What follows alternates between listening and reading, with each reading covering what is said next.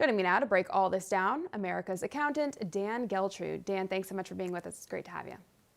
Hey, Allison. So what do you make of this market movement? I can't help but feel like the storm is, unfortunately, eventually coming, but what do you see happening here? Well, we're going to have to see how these numbers come out this week, specifically looking at CPI. Now, I anticipate that we are going to see inflation coming down, but that does not mean inflation is low. It's just less high. How about that? So based upon that, will Jerome Powell then pause on interest rate increases?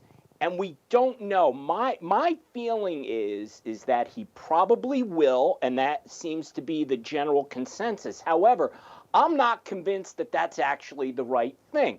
Because if you really look at what's happening with inflation, it's stubborn.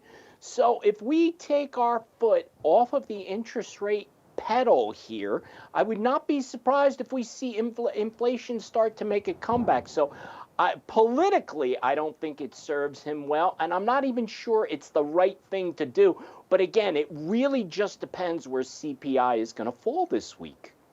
Very interesting. It'll certainly be intriguing to see how it all pans out. But one way to definitely combat inflation is to reduce your monthly spending.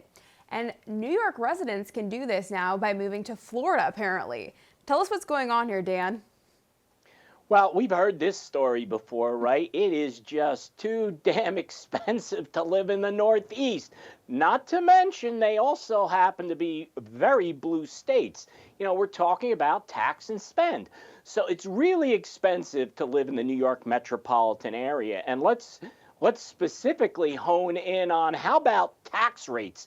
So if you're in Manhattan and you're in one of the higher tax rates, income tax rates, you know, you are going to be paying far north of 10%. Now let's compare that with going to Florida where it's, get this, 0.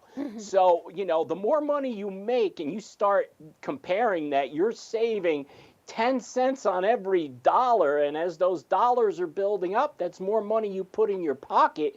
Well, you know, for a lot of people, that's the move to make. And it's not just the taxes, of course. It's also the cost of living. And what drives cost of living? Well, you know, tax and spend. More and more expenses, more and more expenses. So everyone passes those costs along to cover their expenses and their taxes. Sure seems like just about everything these days are better over in Florida. But speaking of real estate, how is the nationwide real estate market doing these days? In San Diego, I know inventory is low and prices are remaining high. Is that reflective of the rest of the nation? Well, as they say in real estate, it's all about location, location, location. But there is something that is consistent around the country, no matter what location you're in. And that's, as you alluded to, it's the shortage of inventory. There are just not enough homes on the market. And that scarcity creates inflation. And that's what we've been seeing over the last couple of years now. So in real estate, with the amount of, or the few houses that are for sale, it comes down to this. If you want to move or move into a new home, you are simply going to pay more. So there are a lot of people who are very eager to buy, sitting on the sidelines. And I even think that even as more inventory comes on the market, I think there's a lot of pent-up buyers that are still going to be there to swoop it up. So I anticipate that real estate prices are going to remain elevated for quite some time. Interesting.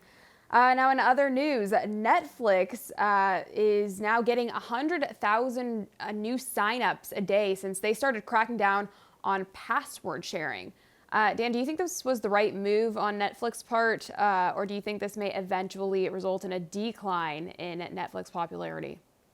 No, I think Netflix is very popular and people are all tuned into these series and they're really caught up with so many characters and talking about them in the office and all those things. So I think this was a good move by Netflix. For all our viewers asking where One America News is heading in the future, we would like to introduce you to OAN Live. OAN Live is the best way to stay up to date on all of the hard-hitting, straight-shooting, national and international headlines. And the best part is, OAN Live is only $4.99 per month. All the credible, honest, unbiased reporting One America News offers at a fraction of the cost of cable. Just go to OANN.com to easily sign up for OAN Live and stay informed.